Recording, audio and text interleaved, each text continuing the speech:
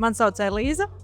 Mēs esam no Siesta Arlet, un mēs pārdodam poligrāfijas iekārtas tipogrāfijām Baltijā.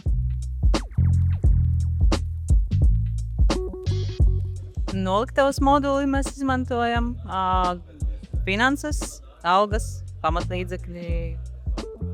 Šobrīd mēs pieteicāmies arī portālam. Es teiktu noliktava. Mēs arī pārgājām uz Hansu, uz standarta RP salīdzinoši nesen, tīri noliktavas dēļ, jo citā programmā mums bija diezgan vāja tā noliktava.